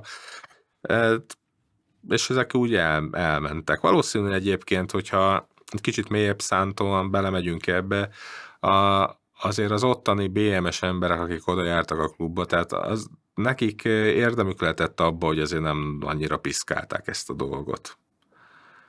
Én így gondolom. Én sose beszéltem velük erről, de így most logikusan végig gondolva azért lehetett egy ilyen vonulat is. Szerintem a felbontott lemezekhez ők nem fértek hozzá, tehát ehhez eszközök kellettek. Nyilván be kellett szerezniük olyan eszközöket ilyen helyeken, amit nem lehetett, mert hogy kokomlistás volt. Tehát valahogy meg kellett nekik oldani, ezért mehettek a Novotrade-hez megnézegetni, hogy na vajon ebben mi van. Tehát a Novotrade azért az eléggé közeli cég volt ott akkor, de szerintem ott is elképzelhető, hogy fogalmuk nem volt. Tehát a Novotrade-nél azért dolgoztak olyan emberek, akik számítástechnikai iskolában nevelkedtek. Hát szerintem ez olyan lehetett nekik, mint a legnagyobb labirintusba betéved egy vak, tehát fogalma nincs, nem tudom mennyi ideig kell neki kutakodni ezen. Hát az, hogy elrejtsünk valamit esetleg, ha ez fölmerült volna ez a gondot, hogy el kell rejtenünk egy szövegrészt ott a kód, úgy rejtem, hogy soha az életben nem jönnek rá. Tehát ez abszolút kivitelezhető dolog lett volna. Én simán el tudom képzelni, hogy a Novotrade-hez mászkáltak, állami szinten, ők csekkolták, hogy mi a cucc, ha olyan, akkor mehetett tovább, ha nem, akkor meg elveszett a posta, hát volt már ilyen azért. Ha az lett volna a cél, hogy kintről valamit küldjenek, vagy innen küldjenek ki valami információt, úgyhogy nem látják, és álcázva van valaminek, szerintem biztos meg lehetett volna oldani. Nem volt ilyen, tehát ilyen szintű megkeresésünk, meg ilyen, mi nem is foglalkoztunk ezzel a dologgal, hogy esetleg ilyen lehetne, de simán átsúszhatott volna. De voltak azért szakemberek, de én egy párral beszéltem, és sík közük nem volt ahhoz, amit mi tudtunk. Tehát semmi. Hát igen, tudtam, mi ez a gépi kód, valami, tudtam, mi a processzor, hogy működik, és ezeket nagyon jól megtanulták, nem sok. De azért volt egy pár nemzet, meg ma is van, akik nagyon ott voltak ebbe a dologba. Tehát az oroszok például, a piszok mód,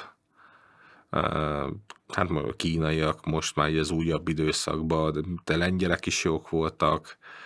Azért volt egy-két ilyen hely, ahol jó pörögtek az emberek. Norvégia, ott is volt egy-két jó kis csapat, meg jó emberek, akik úgy jobban ráálltak erre a dologra. Hát meg nyilván Németország, Nagy-Britannia, ott sok ember volt. Szerintem ők állami szinten megfigyelések során értékelték ezeket a bejövő, kimenő dolgokat, amit láttak belőle, és én nem azt mondom, hogy csak a felszínen kapirgáltak, hanem nyilvánvalóan azért vagy ilyen, vagy olyan csatornán keresztül azért belenéztek ebbe a dologba, és úgy ítéltek meg, hogy ez így nem ártalmas. Hát ebben biztos vagyok. Az, hogy ez milyen csatornán, meg hány csatornán keresztül folyt ez a lecsekkolás, ezt nem tudom megmondani, de biztos, hogy több csatorna is volt. Hát önmagában az, hogy szürke hétköznapokkal hogy tudom összevetni ezt az egész dolgot, ami akkor történt, ez egy ilyen elég furcsa kérdés. Nekünk ez volt a világ. Tehát valószínűleg ez a szürke hétköznapot mi nem szürke hétköznapnak éltük meg annak idején, hanem egész egyszerűen jött egy nagyon színes dolog a színek mellé. És ez vonzott minket. Tehát abszolút ebbe kezdtünk el élni. Nyilván több infót kaptunk ezáltal a külföldről is, sőt, hát egy idő után, amikor ki lehetett azért menni, akkor kimentünk, ha más nem Bécsig. Bécs az már nekünk nagyon nyugat volt, ott már azért szenzációs dolgokat láttunk, csillogás, villogás, stb. De én nem gondolom azt, hogy bárki is úgy gondolta volna, hogy ez egy kitörés a szürke hétköznapokból.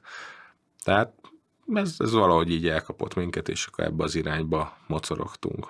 Én gondolkodtam ezen, hogy ez az egész demószín, de kezdjük inkább a Csokonaitól, a számítástechnika, ahogy ez az egész elindult, ez milyen jelentőséggel bír az életemben. Szerintem nagyon meghatározó. A számítástechnikától, a programozástól hihetetlen logikai készséget kaptam, én úgy gondolom. Hát ez nyilván kihatása volt az egész életemre. Mai napig is számítógépekkel dolgozok, abszolút otthon érzem magamat. Látom, hogy bizonyos emberek odaülnek a számítógép elé először, és fogalmuk nincsen.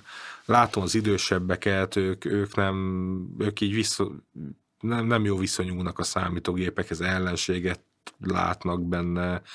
Nekem egy óriási vívmány volt, hogy anyám megtanult internetezni, és hát most ő a legnagyobb kereső az egész családban, interneten, bármi kell már, Kenny vágja, állandóan ott ül. De nagyon sokat adott ez a korszak. Nagyon-nagyon sokat adott, és nem csak az ismerettségek miatt, hanem maga úgymond az életnek a megalapozásában. Ez lehet, hogy kicsit furcsán hangzik, de én a mai napig is ezeken a logikai elveken működök, mint annak idején a programozásnál, amiket megtanultunk, és ez egy nagyon-nagyon jó dolog volt, és nagyon jó dolog lenne a mai napig is. Tehát programozni szerintem mindenkinek meg kéne tanulni valamilyen szinten. Csak ugye, hogyha ezt iskolába tanítják, az kötelező. Ami kötelező, az ember már nem úgy áll hozzá, és hát abból nem esül neki.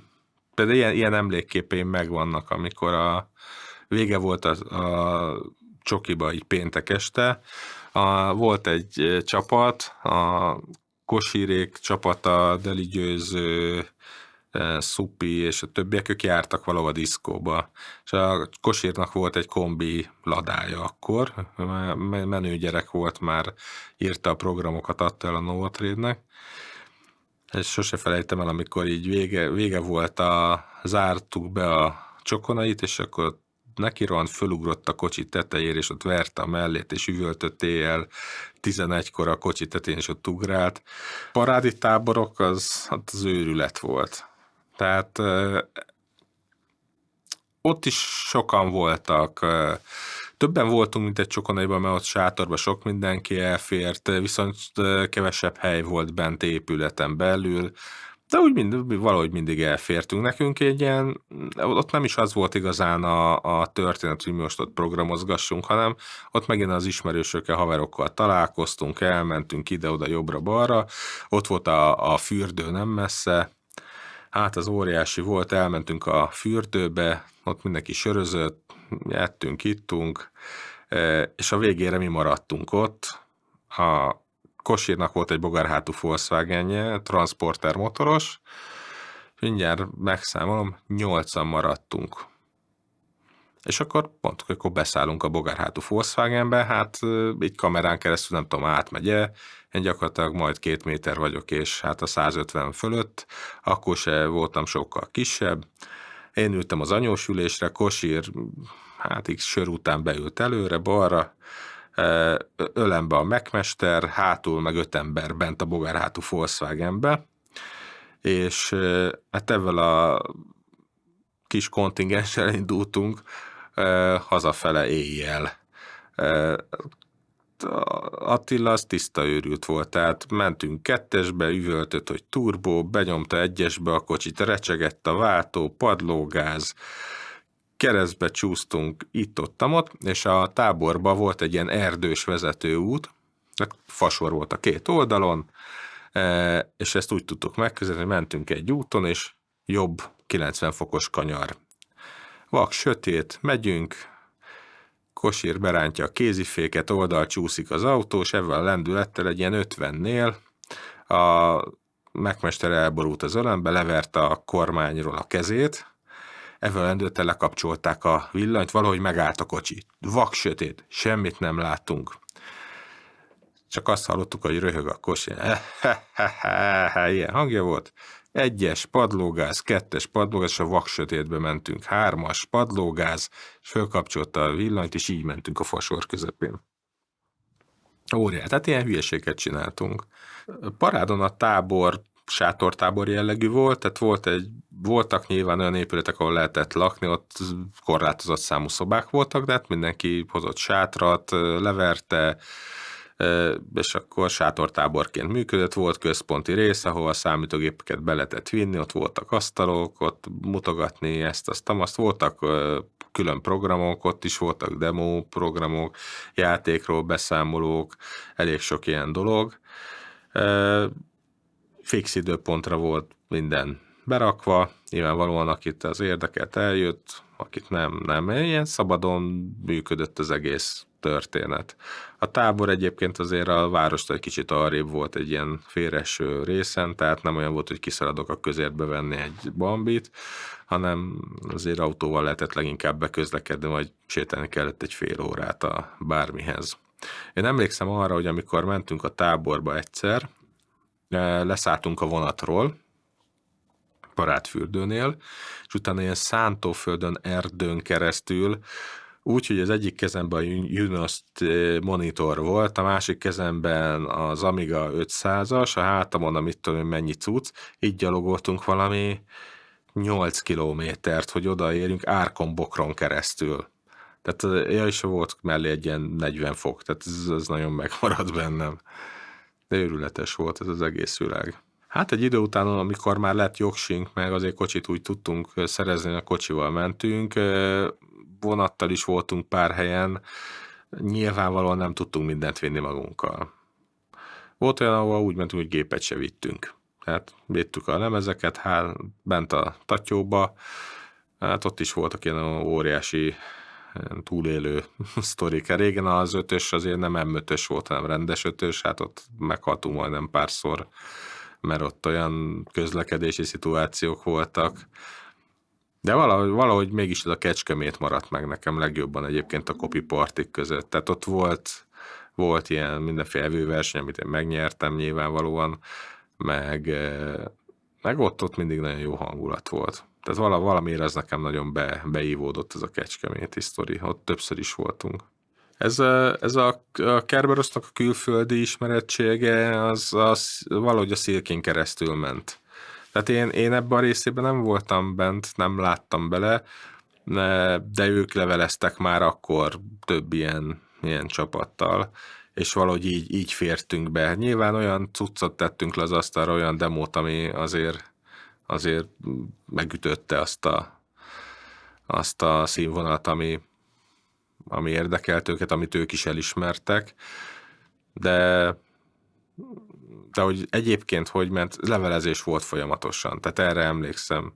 És a levelezés által tehát ment a demo, jött cucc is vele nyilván, 1-2 ilyen érdekesség ide-oda, ez mindig ment. De nem az volt a fő csapás irány, hogy mi bármit behozzunk, meg terjesszünk, hanem inkább ez.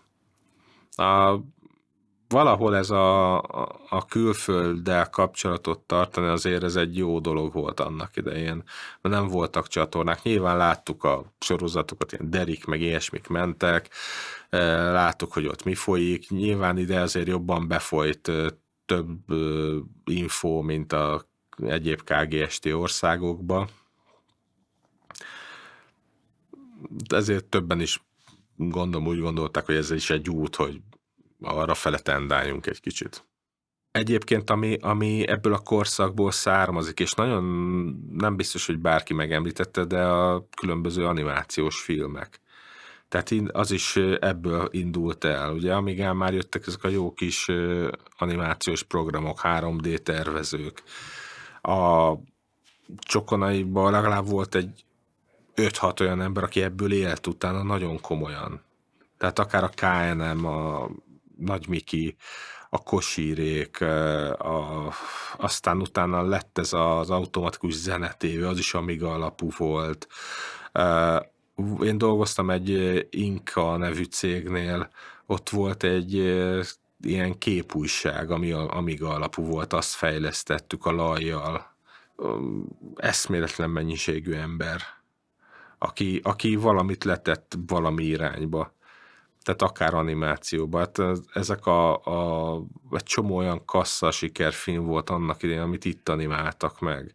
Volt olyan srác, aki rajzfilmeket rajzolt Amigán, a Pannonia filmstúdióba. Tehát ilyen, és ő is itt volt ebbe a csoportosulásba. Nagyon sok érdekes ember volt, és nagyon sokan sok mindenre vitték azóta szerintem.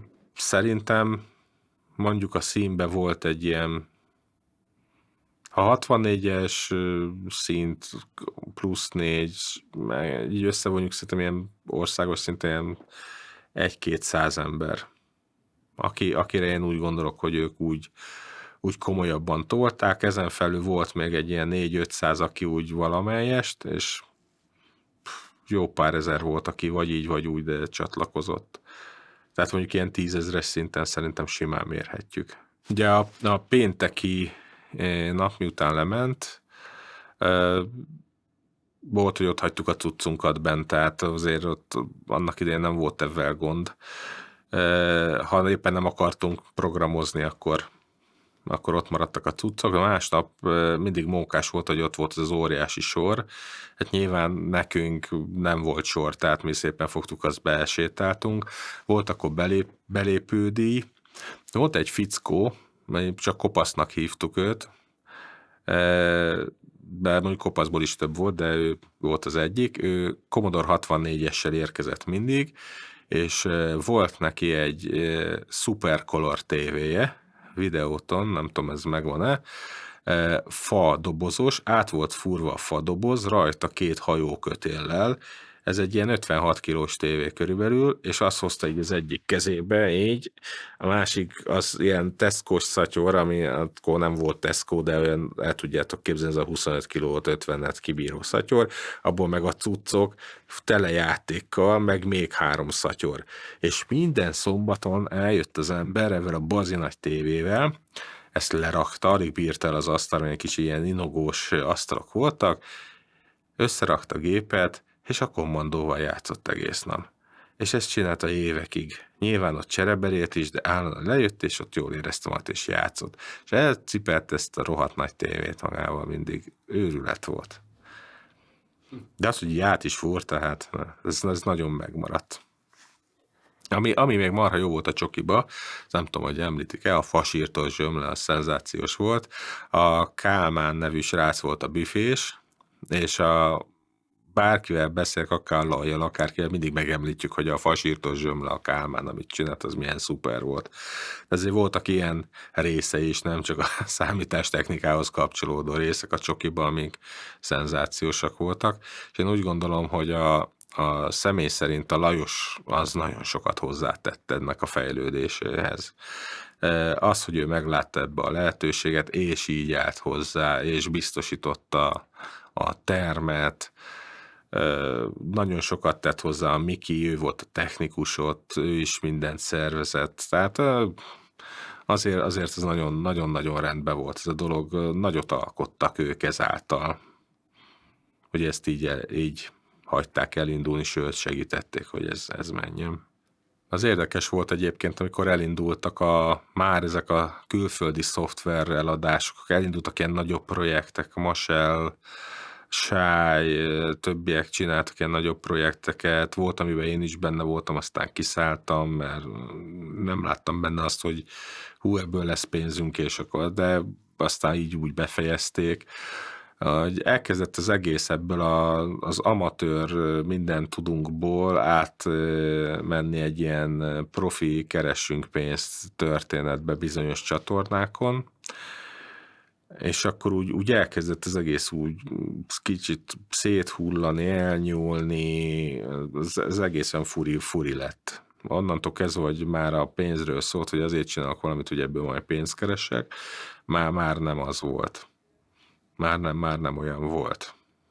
Már akkor mindig nagyobbat kellett csinálni, és úgy valahogy úgy ezek a dolgok akkor már nem úgy működtek.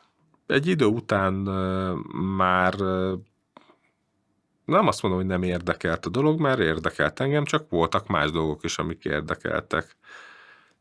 Tehát valahogy így szépen lassan így alább hagyott ez a dolog. Mostanság úgy csokonaiba beszoktam nézni mondjuk egy évbe egyszer, mert hogy közel van. Egyébként nem tudom, hogy benéznék-e, már teljesen más a világ. Tehát valószínűleg az volt, hogy az a világ változott meg, ami ott volt. Tehát sokan kikoptak, elmentek, máshol mentek, külföldre mentek, és már nem olyan volt. Tehát azért én meg nem járok oda, hogy cuccokat hozzak el, mert nincs rá szükségem. Tehát nem kell nekem játékprogram innen, onnan. Ha nagyon szeretnék, van más forrás is nyilvánvalóan, de valószínűleg ez a probléma, hogy megváltozott. Úgyhogy így átalakult a dolog. És most is, ha megyünk, nem a klub jellege van meg inkább, hanem ez a másolunk jellege. Ott is ugyanez a hierarchia megtalálható, van, aki nagyon ott van most, a szerem van, aki nem, más. Én úgy gondolom, hogy az, ami volt, az zseniális volt, most ennek az ilyen kis morzsája, ami megvan, és ez már nem az. Én úgy gondolom, hogy az, aki szoftvert hozott, aki importálta befele, minél többet, ők voltak a csúcson. Tehát mivel a legtöbb embernek erre volt szüksége, ezért nyilvánvalóan ők voltak fönt, tehát a Zsantól kezdve voltak valami Nyunyi, meg egy csomóan, akik ezt tolták. Meg azok az emberek, akiket nem említünk, olyan nem jöttek el, és nem jönnek nyilatkozni, de sok vállalkozás utána erre épült, hogy mi mindent adtak el szoftvereket annak idején. Tehát ők voltak a legnépszerűbbek. Nyilván az egy másik réteg volt, aki arra volt kíváncsi, hogy tud fejlődni a programozásba, ebben lehetőséget látott, és amivel előre lehetett itt lépni, az vagy az sok szoftver volt, vagy a piszok tudok programozni, és jó demót írok. Kezdetben inkább a sok demó volt a lényeges, utána pedig az, hogy valami egy nagyot alkossunk, akármit fél évben egyszer. Akkor ez is elkezdett egy kicsit profibb lenni. Tehát kezdetben egy ember csinált mindent, írt valami béna, zeneszerű akármicsodát, csinált egy scrollt, valami színt, és csinált saját demót. Aztán utána jött valaki, aki azt mondta, hogy hát én nem tudok írni semmit, de tudok grafikát rajzolni, megnézték, és akkor így összeálltak, és így szépen épültek ezek a dolgok. Ez is egyre profibb lett. Hát a Kerberosban szerintem az én életemben ez akkor kicsúcsosodott, tehát ott már tényleg külön volt grafikus, kóder, zenész, swapper, mindenki, aki esetleg hozott be ezt, azt. Sőt, külön volt olyan ember, aki foglalkozott kicsit ennek az összefogásával. Nyilván voltak olyan helyek, ahol jártunk, Dunakeszire sokat jártunk, Szilkiékhez, én sokat jártam, Tamáshoz le, Cseperre, ott gyakorlatilag azt mondtuk, hogy a világ végén lakik, a világ vége előtt egy utcával, tehát olyan messze volt, és ezek tök jól működtek. Összességében, tehát tényleg ez volt a lényeg, hogy aki sok programot hozott be, Swapper volt, az menő volt, mindenki őket támadta legelőször, de ugyanez az érzés nekem is megvolt, amikor én beléptem, hogy jöttek egy csomó, jaj, mondd el, légy, hogy ez hogy volt, meg az mit csináltál, mutasd meg. Tehát ez egy kicsit kisebbe volt ugyanaz, mint az. De az volt a jó, amikor ezek az emberek jöttek hozzám, jaj, hát most az a helyzet, hogy kéne valami dolgozatot csinálni a suliba, és hát én nem értek a programozáshoz. Van, akinek az érettségiét csináltam meg a gimnáziumban, mert egyel fölöttem járt, ilyen neves menő gyerek, aki a mai napig is szerintem nagyjából menő, és az övét én csináltam meg így sutyiba. Hát volt ilyen. Annak idején a +4-en volt egy Hair Turbo nevű program. A Hair Turbo azt a célt szolgálta, ugyanúgy, mint Commodore 60 a turbo programok, hogy azt a bizonyos programot tömörítetten tároljuk és olvassuk vissza gyorsabban. Tehát ez piszok meggyorsította, azokkal a tömörítésekkel akár ilyen negyedére, tizedére lehetett a programok betöltési, kiírás idejét megtenni, sokkal többet tudtunk tárolni. Ugyanez aztán nem csak datasetten, tehát kazettán, hanem floppin is, meg ilyen médiákon is működött. És a Hair Turbo az egy nagyon jó turbo program volt, plusz 4-en. Mi azt szétszedtük, használtuk, beleépítettük, mindenfélét csináltunk vele. És tavaly előtt én ugye tanítok egy fotós iskolába. És tavaly előtt volt egy tanítványom, Hernádi Gyuri, aki, mint kiderült, ő csinált a Hair Turbót, és én sose ismertem. És ott egy ilyen alkalommal egy szünetbe elkezdtünk beszélgetni, valahogy nem is tudom, hogy bukott ki, és ő pontosan tudta, hogy én ki vagyok, az én nevemet, meg hogy én miket csinálok. Én meg tudtam, hogy a Hair Turbo zseniális, és a Hernádi György csinálta, és valahogy ez így kibukott. Ez szenzációs. Olyan kicsi a világ. És nem azt mondom, hogy nap mint nap, de minden hónapban valakivel találkozok, aki köthető valahogy így a Csokonaihoz, ismeri, vagy nagyon messze követte az eseményeket, és annak idején ő látta, hogy mi miket csinálunk, és valahol példaképek voltunk. Hát jó az a világ, érdekes, nagyon, nagyon összetett. Ilyen még egyszer nem lesz. Ott sok mindennek kellett így összejönnie, hogy ez működjön ennyire. Én úgy gondolom. Sok minden adódott össze, és minden kicsi apróság számított, hogy a végén mekkora sikere legyen. Ami még nagyon érdekes, tehát, hogy még egy kicsit fokozzam. Van olyan tanítványom, aki ugyanúgy fotós iskola, és az ő férje rendezi a csokiba ezeket a nagyobb megmozdulásokat most.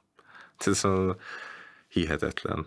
Tehát valami elképesztő, hogy mennyi ilyen kapcsolat van itt ezen a téren. És tényleg azt mondom, hogy hetenként szinte. Azt meg csak úgy zárójelben mondom el, hogy itt szemben van a Smankerli cukrászda. Az egyik tanítványomé az is. Mi csináltuk a komplet ilyen dekor szintet, ami ott van az elején, de hogy ő is annak idején járt le a Csokonaiba, és ő is a fotós tanítványom. Sőt, ő már fotográfus, tehát ő végzett OK és fotográfus többek között. Tehát, de mindenkinek majdnem köze van a Csokonaihoz valamilyen szinten. Vagy áttételesen. De nagyon nagy élmények voltak. Voltunk úgy Tatabányán, ott csináltak kopipartit, hogy a család kiköltözött a lakásba, hogy legyen hol aludnunk. Tehát ez hol van itt ilyen manapság? A megmesterrel voltunk ott így kopiparti. Meghívtak minket, mert annyira tiszteltek minket, meg a munkásságunkat. És frankon a család kiköltözött, a apuka, anyuka elment valami máshova lakni, hogy csak hogy mi nekünk legyen szállásunk. És hát ezek olyan óriási dolgok voltak, hogy ezt így megtették, és tényleg akkoriban ez tényleg ilyen celeb szintű sztori volt. Tehát láttam azt, hogy én ott megyek a kezembe lóválva, így vittem az Amigát, és ott állt az a sor a szombaton, és így néztek, hogy úristen, itt jön ott a Bumbi, oda néz, ott, hogy lógatja az Amigát. Nem tudom, olyan marha érdekes dolog volt. Egy kis ilyen sztárságot kaptunk ezáltal jó páran. Nem tudom, hogy volt-e sztáralőrünk, biztos a lémerekkel szemben. A szenzációs sztori volt, amikor Gábor, nem tudom, tehát őróla egyáltalán szó lehet, vagy volt. Szeretett volna mindig közénk tartozni. Hát ő spektrumos volt annak idején, tehát nálunk közénk már nehezebben tartozott, amikor ő amigás lett spektrumosból, próbált fejlődni, és állandóan mindig beszélt. Tehát ő nálunk a lémer kategóriába tartozott kicsit, és megetettük vele egyszer, ez szenzációs sztori volt, hogy van egy olyan regiszter, lehet programozni, az a neve, hogy Raster Inverse Bit. Tehát ugye úgy lehetett programozni, jó programokat létrehozni, hogy mindig figyeltük, hogy a raster lefutás az, hogy hol tart, és ahhoz időzítve futottak a programok, hogy ne legyen ilyen csíkos, szétesik, stb. A mozgásokba. És nem tudta elképzelni, hogy lehet olyan gyors programot írni, ami abba az egy raster lefutásba belefér. És hát nem azt mondtuk, hogy előre berakunk táblázatba ezt, azt eltárolunk, máshogy van kiszámolva, nem akkor számoljuk, nem táblázatból vesszük az adatot, stb., ami ugye gyorsította. Hát megetettük fel, hogy van a raster inverse bit, utána elindul, lefutott, visszavisszük ugyanoda, és ezt lefuttatjuk 8-szor, és 8-szor annyi időnk van, ez fontos volt a 8-as szám, 8-szor annyi időnk van, és utána meg hagyjuk tovább futni, és így nyerünk időt. És ez simán egyből bevette. Ez annyit rögtünk szegényen. Ez egy ilyen időszak volt. Még az megvan az a sztori, az óriási volt, amikor a Kosír csinált házi bulit. De ezt is csak úgy mesélték ott, akkor nem voltunk meghívva. És az Ulman Mónika volt az egyik, akit meghívtak. És éppen nem jött még senki, valamelyik győző, vagy a Deli győző, vagy a másik győzővel még ott voltak, leugrottak valami piáért, és pont úgy jöttek föl, hogy az ajtó előtt ott állt az Ulman Mónika valami barátnőjével. És a Kosirék ott előadták, hogy ők is jöttek a házi buliba, és ott kopogtak, nem tudtak bemenni, és akkor a Kosirék, akkor bemegyünk, és elkezdtek nyitogatni az ajtót, és jó, de nem kell, mert akkor hívják a de menjünk be, és akkor valahogy kinyitott az ajtót, és akkor ez volt a nagy show, hogy ezt a végén kiderült, hogy mégis ott laknak. A Kosír világtehetség. Tehát a Kosír az olyan volt közöttünk, tehát azt mondom, hogy mi azért nem álltunk rosszul ebbe a dologba, de ő olyan volt, mintha mérföldekkel járna bizonyos dolgokba előrébb. Tehát olyan az agy felépítése, nem tudom, tehát a végtelen tehetség.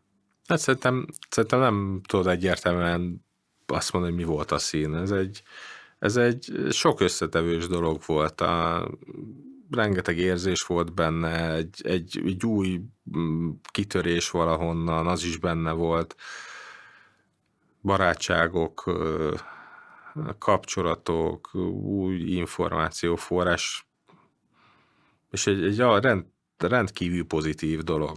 Talán ez volt benne a legfontosabb, hogy akár ahogy beszéltük a szürke hétköznapokból, egy más világba vezető út. Ez a szín az egy nagyon jó dolog volt. Tényleg egy visszajelzés volt. Visszajelzés volt arra is, hogy te hogy állsz. Tehát a hierarchia miatt te érezted, hogy te vagy-e valaki, vagy nem vagy valaki. Nyilván aki lent volt, aznak nem volt annyira jó, vagy szeretett volna. Tehát ez egy hajtóerő volt akkor neki is, hogy ő oda kerüljön. Egy ilyen öngerjesztő sztori. A szín az egy szenzációsan jó dolog volt. És gondolom, hogy máshol is ezek azért vannak ilyen csoportosulások, ugyanez a felépítés valahogy létrejön, de ilyen szinten, ahogy annak idején volt, szerintem ez egyedi volt és megismételhetetlen.